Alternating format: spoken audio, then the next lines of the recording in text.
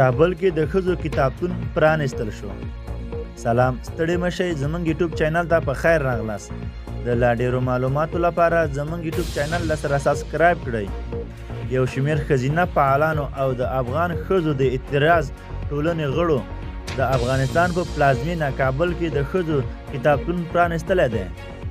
د افغانستان د مبارزې ښځو خپلواک غورځنګ په یو خبرپاڼه کې ویلي چې د دغه کتابتون له جوړېدو څخه یې موخه د کتاب لوستل، د فرهنګ دودل، د مطالعې فرهنګ ته وده ورکول او د کتابونو ته د ښځو د لاسرسي زمینه برابرول دي.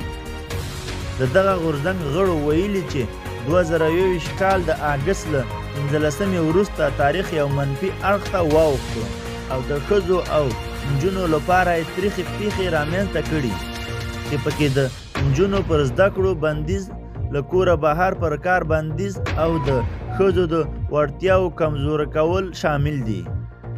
دوی د ښځو کتابتون په جوړولو سره هڅه کوي چې د کوچني کتابونو په بدل کې د هغو کسانو لپاره چې له زده کړو څخه بې برخې دي او د کار نشتونوالي له امله کتاب پیرلو توان نه لري یو بدیل چمتو کړي ترڅو دوی په خپلواکه توګه مطالعه وکړي. دا کتابتون په کابل کې پر ډیرو محدودیتونو سربیره پرانیستل شو. دا زموږ د دې وخت خبرونه تر بیا ښې چارې.